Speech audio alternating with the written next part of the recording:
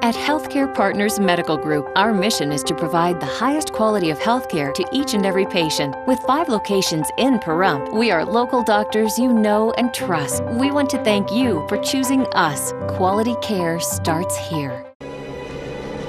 News 46 is brought to you by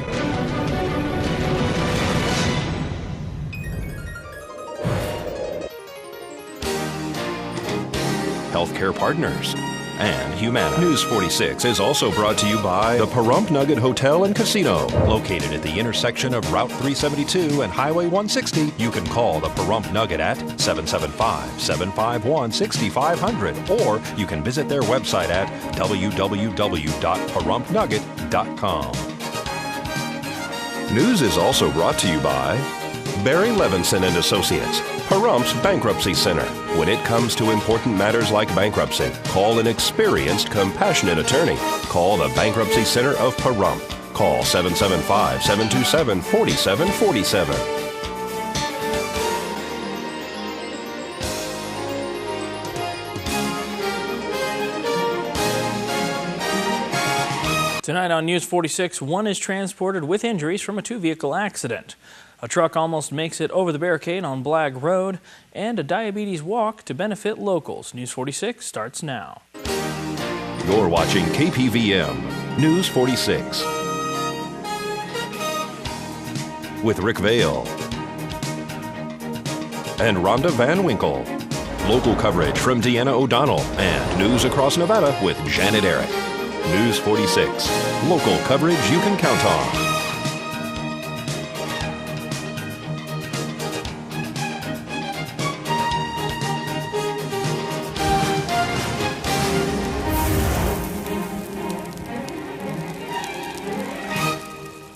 Good evening, it's Friday, November 18th, 2011. I'm Rick Vale for News 46.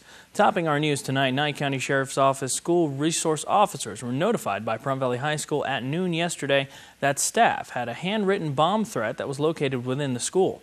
Resource officers and detectives responded and conducted an investigation which led to the eventual identification of the suspect, a female student at Pahrump Valley High School. The student was interviewed and she subsequently admitted to making the threat, which was found to be unfounded. Further investigation confirmed that no actual bomb existed within any of the buildings at the school. The student, who will not be identified due to her age, was arrested and turned over to Nye County Juvenile Probation Department.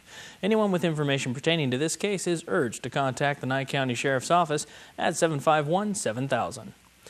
And folks, a 2-vehicle accident on Highway 372 last night sent one woman to the hospital with injuries.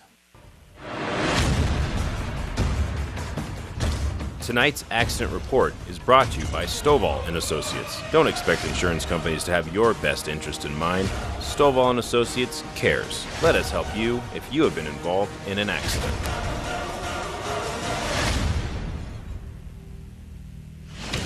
Pahrump Valley Fire and Rescue arrived on scene along with Nye County Sheriff's deputies who blocked traffic in both directions while the patient was being attended to inside this compact car. He was transported here locally via Pahrump Valley Fire and Rescue ambulance. Nevada Highway Patrol will be called on scene to conduct this investigation. The people inside the other pickup truck were not injured in this accident. However, they were checked out on scene. One vehicle sustained major damage. The other pickup truck sustained moderate damage to the tail end of the truck and tire area. Nevada Highway Patrol will be conducting this investigation. This is Deanna O'Donnell on Highway 372 for News 46. And one man luckily received no injuries following a single-vehicle accident last night around 9 p.m. on Blagg Road.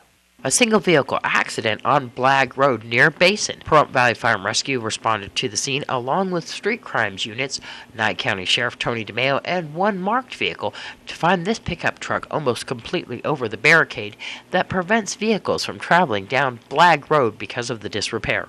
The driver and only occupant was checked out on scene by medics and was not transported. Apparently, the operator of this vehicle also knocked down 2 signs that were lit saying that the road was closed.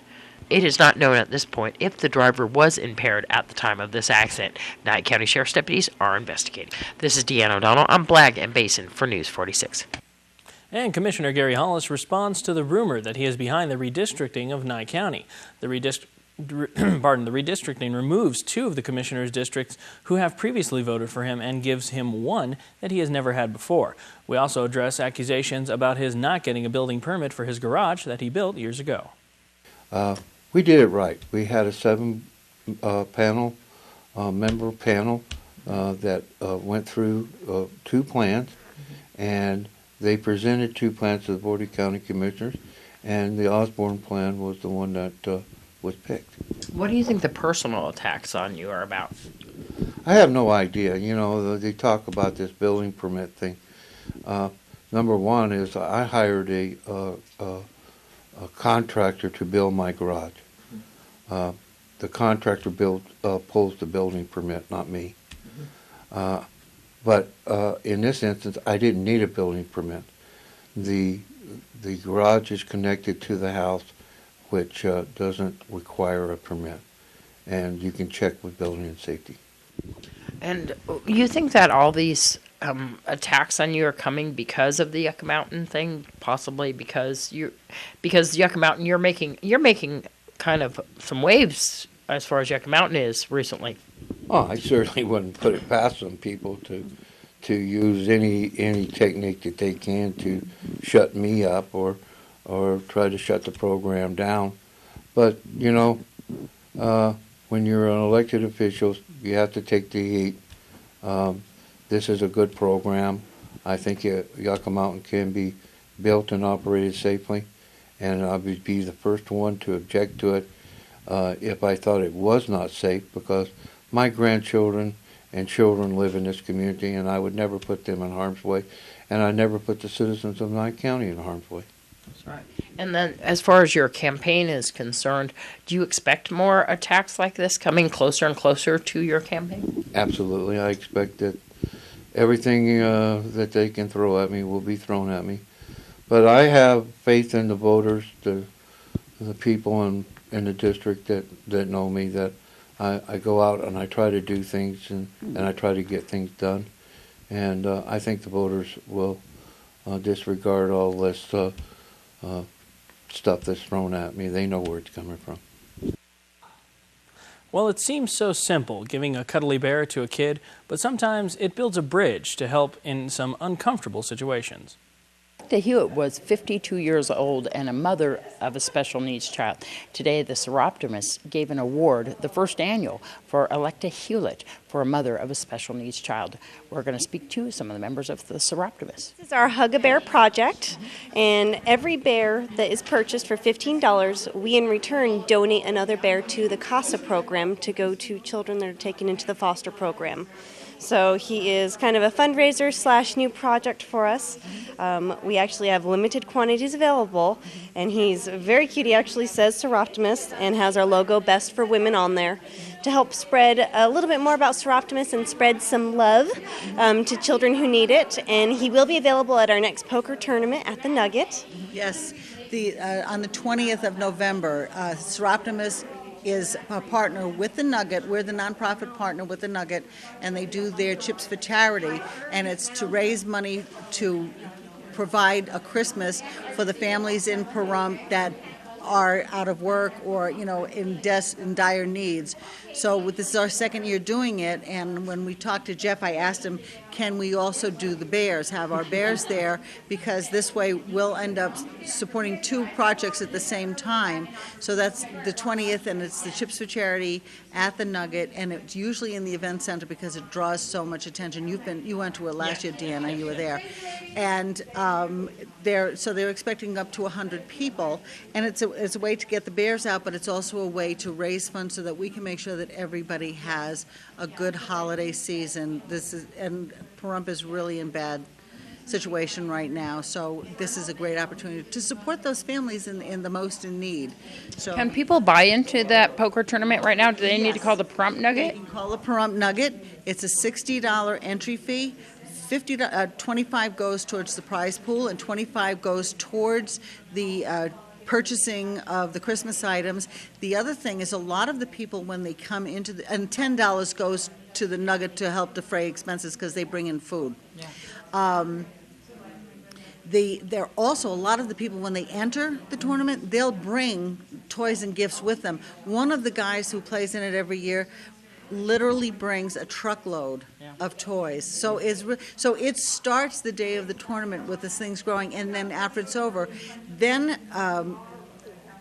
and I can't think of her name right now, the girl at the Nugget that I work with, whose name is slipping my mind right now, and I hate myself for that, and I apologize.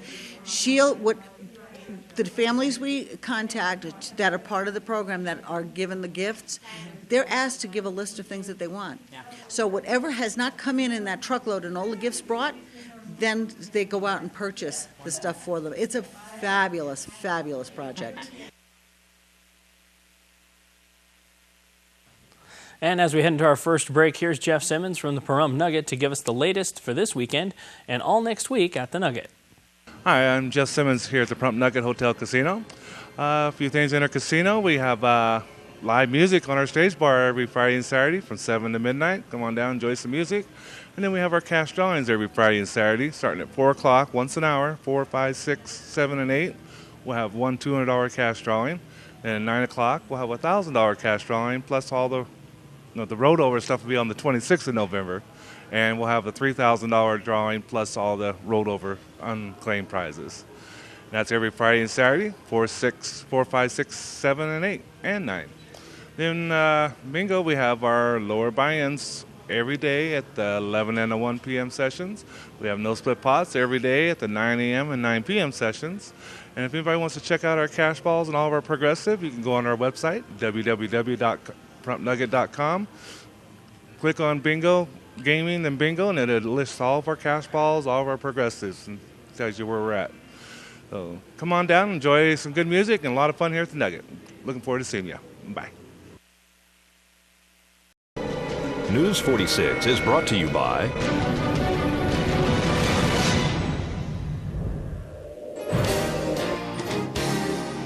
Southwest Medical Associates. Their healthcare center is now open in your neighborhood.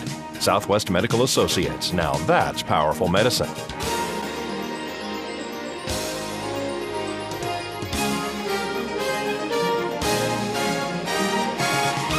Welcome back to News 46. The Calvada Duck Pond is ready to go. With a new cement base, the pond looks better than ever. The new duck pond is here. The new duck pond is here. We're going to speak to Commissioner Gary Hollis about the new Calvada duck pond. Well, it's been lined with plastic and gun-nighted, so it's ready to be looked at. And so it looks like it's cement. Yeah, it's a grout cement. And so we decided to do this instead of what we had before. Well, we had clay before, and clay's a little less expensive than this, but the commissioners decided that they would go this way, so that's fine. So tell us what we're going to be doing now from this point. On the duck pond? Yes. Well, hopefully we don't get too many ducks. The ducks is a problem because of the waste that they give off, and that means that it pollutes the water, and if we can't circulate it fast enough, then the water gets stagnant, builds up with nitrates and ammonia, and then that becomes a problem for any fish that we ever put in here. So we will be putting fish here? It's possible, yeah, we could. And so we won't be bringing back the ducks that we originally moved down to the other pond on the south end of town? No, I don't believe we will. We'll leave them right where they're at. They've got a home now, and we'll leave them there.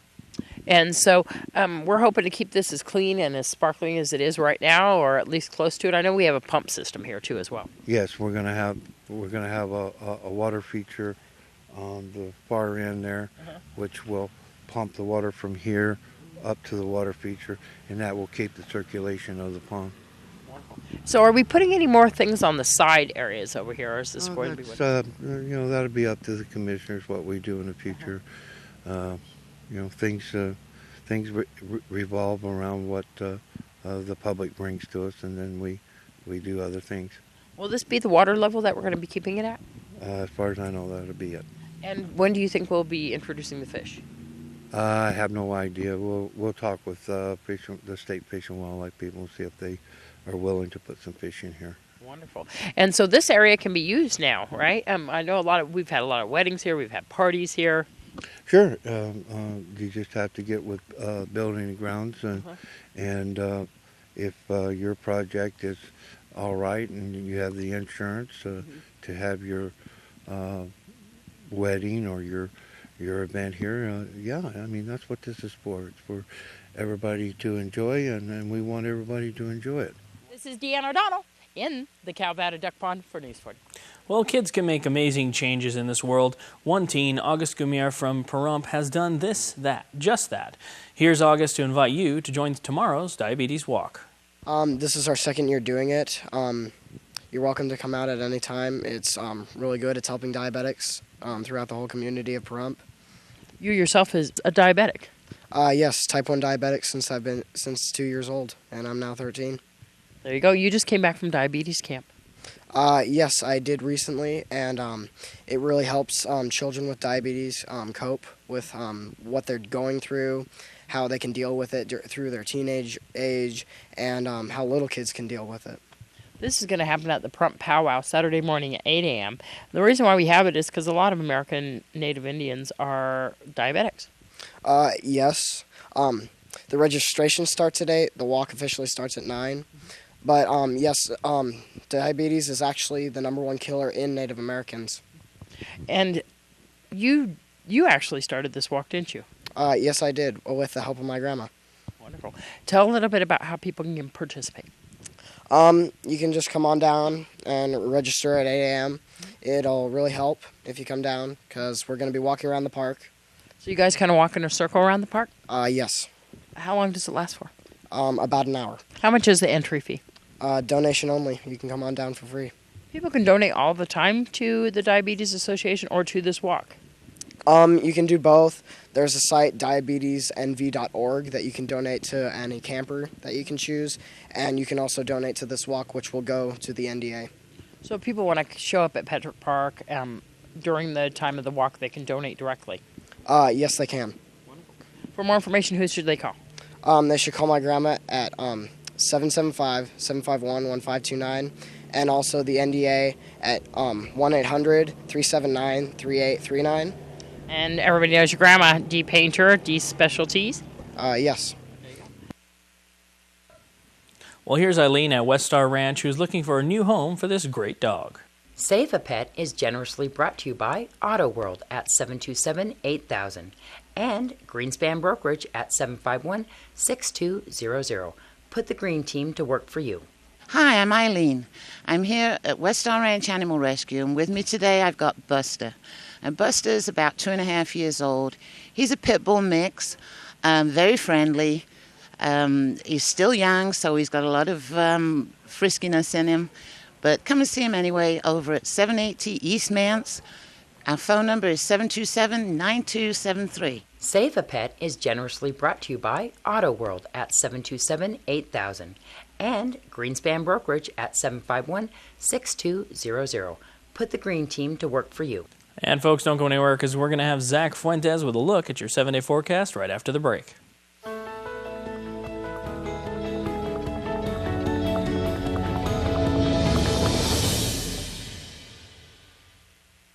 46 to you by Healthcare Partners Medical Group, with 5 locations in Pahrump. Local doctors and professional staff providing total care from infancy to seniors. News 46 weather is also brought to you by your local dairy farmers. Dairy products are very important in maintaining a healthy body. For more information, you can visit their website at nevadadairycouncil.org. News 46 weather is also brought to you by Humana.